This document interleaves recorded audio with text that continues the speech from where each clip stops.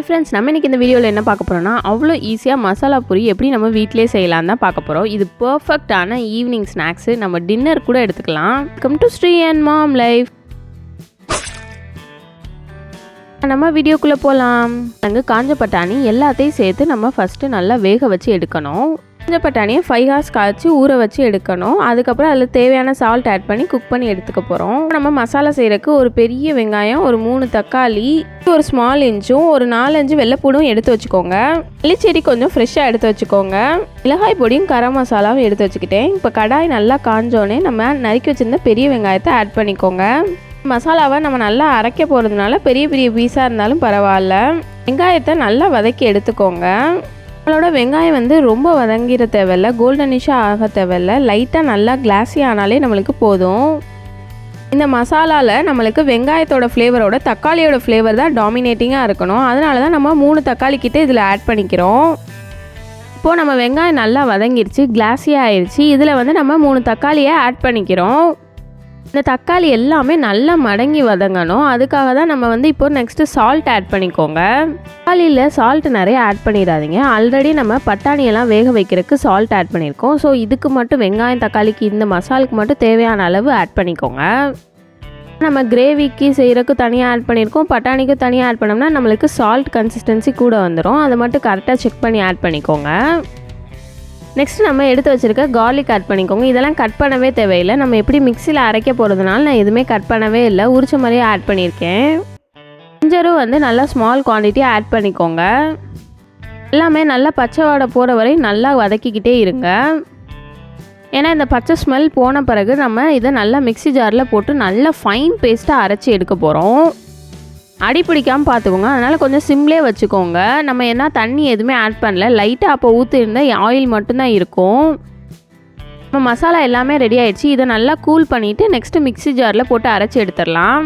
Next நம்ம பானிபூரியை நல்லா பொரித்து எடுத்துக்கலாம். நம்ம அதுக்கு சூப்பர் மார்க்கெட்டில் நார்மல் ஸ்டோர்ஸ்லேயே அப்பள பாக்கெட் மாதிரியே சூப்பராக பானிபூரி பாக்கெட்டுமே விற்கிது. அதை நல்லா பொரித்து எடுத்துக்கோங்க. நல்லா ரெட்டிஷாக வர மாதிரி, சிவப்பாக வர மாதிரி வரையும் நல்லா பொரித்து எடுத்துக்கோங்க. இப்போ தான் நம்ம பூரி நல்லா கிறிஸ்பியாகவே இருக்கும். அந்த மாதிரி கன்சிஸ்டன்சி வர வரையும் தான் நம்ம நல்லா பொரித்து எடுத்துக்கோங்க. நெக்ஸ்ட்டு நம்ம க்ரீன் சட்னிக்கு தேவையானதெல்லாம் எடுத்து வச்சுக்கலாம். மல்லிச்செடி, புதினா, பச்சை மிளகா மட்டும் எடுத்துக்கணும். இது நல்லா திக்கான கன்சிஸ்டன்சிக்கு ரெடி பண்ணணும். பானிபூரிக்குனா ஒரு லிக்யூடான கன்சிஸ்டன்சிக்கு வேணும். நெக்ஸ்ட்டு இஞ்சியும் உப்பும் ஆட் பண்ணிக்கோங்க. சாட் மசாலா கொஞ்சம் ஆட் பண்ணிக்கோங்க. இந்த இதுக்கு நல்லா திக்கான கன்சிஸ்டன்சிக்கு ரொம்ப தண்ணியாக ஆட் பண்ணாமல் மட்டும் அரைச்சி எடுத்துக்கோங்க. நம்மளோட கிரேவிக்கு நல்லா கூல் ஆயிடுச்சு. இப்போ இதை நல்லா பேஸ்ட்டாக சூப்பராக ஃபைன் பேஸ்ட்டாக அரைச்சி எடுத்தாச்சு. நெக்ஸ்ட்டு நம்ம மசாலா ப்ரிப்பேர் பண்ணிடலாம். நல்லா ஆயில் கொதித்தோடனே நம்ம இதில் பொடியை கலந்துடணும். கரம் மசாலாவும் சில்லி பவுடரையும் ஆட் பண்ணிக்கோங்க. இதை ஆட் பண்ண உடனே நம்ம அடுப்பை சிம்மில் வச்சுக்கோங்க. இல்லைன்னா நம்ம மசாலா எல்லாமே கருகிரும். இந்த இது ஃபஸ்ட்டு நம்ம ஆட் பண்ணிட்டோம்னா நம்மளோட கிரேவியே நல்ல சூப்பரான கலரில் சேஞ்ச் ஆகும். இப்போ நம்ம ஆயிலும் நம்ம மசாலாஸுமே நல்லா பச்சை ஸ்மெல் போய் சூப்பராக ரெடி ஆகிடுச்சு. நம்மளோட கிரேவியை இதில் ஆட் பண்ணோடனே, நம்ம அரைச்சி வச்சுருந்த மசாலாவை ஆட் பண்ணோடனே நம்ம கிரேவியே கலர் சூப்பராக சேஞ்ச் ஆயிரும். நான் இதில் Kashmir red chilli powder add பண்ணியிருக்கேன். இதே நீங்கள் நார்மல் ரெட் சில்லி பவுடர்னாலுமே இந்த மாதிரி நீங்கள் செஞ்சிங்கன்னா ஆயிலில் மசால் பொடி போட்டிங்கன்னா சூப்பராக கலர் சேஞ்ச் கிடைக்கும் நம்மளுக்கு. இப்போது நம்மளோட மசாலா கொஞ்சம் கொதிச்சுக்கிட்டே இருக்கட்டும். அதுக்குள்ளே நம்ம வேக வச்சுருக்க பட்டாணியையும் உருளைக்கிழங்கையும் நல்லா மசிச்சு விட்ருங்க. உருளைக்கிழங்கை நம்ம ஃபஸ்ட்டே நல்லா தோல் உரித்து வச்சுருந்தனால ஈஸியாக மசிக்க யூஸ் ஆயிரும். நம்ம அந்த தோல் உரித்து வச்சாதான் நம்மளுக்கு மண் எதுவுமே ஆகாது. ரெண்டையும் சேர்த்தே குக் பண்ணிட்டோம். இதில் நம்ம சால்ட்டுமே ஆட் பண்ணியிருக்கோம். ஸோ நம்மளுக்கு மசாலாவில் சால்ட் எதுவுமே ஆட் பண்ணவே தேவையில்ல. நம்மளோட இது சூப்பராக உருளைக்கிழங்கெல்லாம் நல்லா மசிஞ்சு ரெடி ஆயிடுச்சு. இதை நம்ம கிரேவியில் ஆட் பண்ணிக்கோங்க. நம்ம கிரேவி ஆல்ரெடி திக்கான கன்சிஸ்டன்சியில் தான் இருக்குது, ரொம்ப தண்ணி ஆட் பண்ணாதனால. இப்போ நம்ம உருளைக்கிழங்கு பட்டாணி எல்லாத்தையும் மசிச்சு வேறு ஆட் பண்ணுறதுனால செம்மையாக பர்ஃபெக்டான கன்சிஸ்டன்சிக்கு நம்மளுக்கு மாறிடும். நம்மளோட மசாலா பூரி ரொம்ப லிக்யூட் கன்சிஸ்டன்சியில் இருக்கக்கூடாது, எல்லாமே திக்கான கன்சிஸ்டன்சியில் இருந்தால் தான் அது பர்ஃபெக்டாக இருக்கும். நம்ம கடையில் வாங்கி சாப்பிட்ற மாதிரி அந்த ஃப்ளேவர்ஸ் தரும். கிரேவியை லிக்யூட் கன்சிஸ்டன்சியில் கன்வெர்ட் பண்ணாமல் திக்கான கன்சிஸ்டன்சியில் இருந்தால் தான் நம்மளுக்கு சூப்பராக இருக்கும் மசாலா பூரிக்கு சாப்பிட்றதுக்கு. இதில் நம்ம சில்லி பவுடரும் கரம் மசாலா மட்டும்தான் ஆட் பண்ணியிருக்கோம். இப்போ கடைசியில் சாட் மசாலா ஆட் பண்ணிக்கோங்க. இந்த சாட் மசாலா ஆட் பண்ணால் தான் அது ஒரு புளிப்பு கன்சிஸ்டன்சிக்கு சூப்பராக இருக்கும். அது வந்து ஒரு தனி ஃபீல் கொடுக்கும் கண்டிப்பாக. நம்ம கிரேவியில் சாட் மசாலா ஆட் பண்ணோடனே கலரே சேஞ்ச் ஆகும். அது வந்து நல்ல டிஃப்ரென்ஸ் தெரியும். ஸோ நீங்கள் கடைசியிலையே சாட் மசாலா ஆட் பண்ணிக்கோங்க. ஃப்ரெஷ்ஷான மல்லிச்செடியாக குட்டி குட்டியாக நறுக்கி போடுங்க. அதுவே செம்ம டேஸ்ட்டாக ஃப்ளேவரிங்காக இருக்கும். நம்மளோட கிரேவி வந்து ரொம்ப திக்காகவும் இல்லாமல் ரொம்ப லிக்விடாகவும் இல்லாமல் பர்ஃபெக்டான கன்சிஸ்டன்சியில் சூப்பராக ரெடி ஆகிடுச்சு. நெக்ஸ்ட்டு நம்ம ஸ்வீட் சட்னி ரெடி பண்ண போகிறோம். அதுக்கு நான் ஒரு 2 பேரிச்சம்பழம் ஆட் பண்ணியிருக்கேன். நல்லா புளி தண்ணியை ஊற வச்சு புளி தண்ணியை மட்டும் ஆட் பண்ணியிருக்கேன். புளியையும் சேர்த்து ஆட் பண்ணிங்கன்னா ரொம்ப புளிப்பு வந்துடும். நான் தண்ணியை மட்டும்தான் ஆட் பண்ணியிருக்கேன். இந்த பேரிச்சம்பழத்தில் நாட்டு சர்க்கரையும் அந்த சுகருக்கு ஈக்குவலாக ஆட் பண்ணியிருக்கேன். அதோட ஸ்வீட் சட்னி இப்போ சூப்பராக திக்கான கன்சிஸ்டன்சியில் ரெடி ஆகிடுச்சு. இப்போது நம்ம மசாலா பூரிக்கு அசம்பிள் பண்ணிட வேண்டியதான். பூரி வந்து உங்களுக்கு எத்தனை வேணுமோ அதை ஆட் பண்ணிக்கோங்க.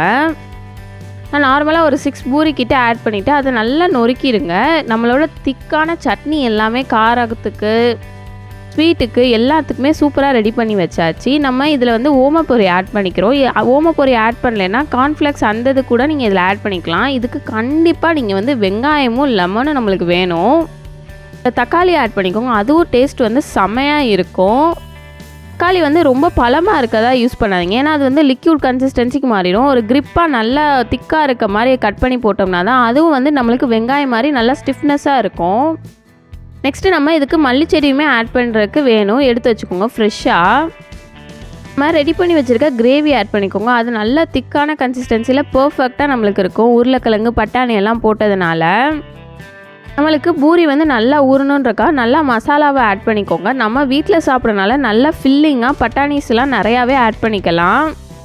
ஸோ நம்ம நல்லா மசாலா கிரேவியெல்லாம் சூப்பராக ஆட் பண்ணியாச்சு. நெக்ஸ்ட்டு நம்ம வந்து இதில் க்ரீன் சட்னி ஆட் பண்ணணும். இவ்வளோ திக்காக சூப்பராக இருக்குது நம்ம க்ரீன் சட்னி. இதை வந்து நம்ம ரொம்ப ஈஸியாக ரெடி பண்ணிடலாம். நெக்ஸ்ட்டு நம்ம ஸ்வீட் சட்னியுமே நல்லா திக்கான இதாக இருக்குது. அதையும் நம்ம ஆட் பண்ணிக்கணும். இது ரெண்டுமே தான் செம்மையாக இருக்கும். அல்டிமேட் காம்பினேஷனாக இருக்கும். நம்ம தக்காளியையும் ஆட் பண்ணிக்கிட்டோம். நெக்ஸ்ட்டு நம்ம ஜூஸியான ஆனியன்ஸை நல்லா ஸ்ப்ரெட் பண்ணி விட்டுக்கோங்க. உங்களுக்கு எவ்வளோ பிடிக்குமோ அவ்வளோ ஸ்ப்ரெட் பண்ணிக்கலாம். அவ்வளோ ஃப்ளேவரிங்காக இருக்கும் இந்த இதுக்கு. நம்ம லெமன் ஆட் பண்ணுறது இதில் மஸ்ட்டு. இல்லைன்னா நீங்கள் லெமன் வேணான்னு நினச்சிங்கன்னா ஆம்ச்சூர் பவுடரையாச்சும் நம்ம கிரேவிலே ஆட் பண்ணிக்கணும். நம்ம ஓமப்பொரி சூப்பராக ஆட் பண்ணிக்கிட்டோம்னா அது ஒரு ஃப்ளேவராக செம்மையாக இருக்கும். இல்லை ரோட் சைடில் வாங்குற மாதிரி கார்ன்ஃப்ளெக்ஸ் கூட நம்ம இதில் ஆட் பண்ணிக்கலாம். ஃப்ரெஷ் மல்லி செடியை சூப்பராக ஆட் பண்ணிக்கோங்க. செம்மையாக இப்போது நம்மளோட மசாலா பூரி சூப்பராக ரெடி ஆகிடுச்சு. ஹெல்த்தியான மசாலா பூரி வீட்டிலே செஞ்சாச்சு. செம்ம ஈஸியான ரெசிபி கூட. சூப்பராக செம்மையாக ரெடி ஆகிடுச்சு. நம்ம பூரியும் பர்ஃபெக்டாக ஊறாமையும் செம்மையாக இருக்குது. க்ரீன் சட்னி நம்ம ஸ்வீட் சட்னி எல்லாம் சேர்த்து இந்த ஈஸியான மசாலா பூரி கண்டிப்பாக உங்களுக்கு பிடிக்கும்னு நினைக்கிறேன். இந்த குவான்டிட்டியிலே தான் நான் அந்த மசாலா பூரி ப்ரிப்பேர் பண்ணியிருக்கேன். இந்த டீட்டெயில்ஸ் எல்லாம் உங்களுக்கு கண்டிப்பாக யூஸ்ஃபுல்லாக இருக்கும்னு நினைக்கிறேன். நீங்களும் இந்த மசாலா பூரியை உங்கள் வீட்டில் கண்டிப்பாக ட்ரை பண்ணி பாருங்கள். தேங்க்ஸ் ஃபார் வாட்சிங் the video. Subscribe to our channel for more videos. Tata bye.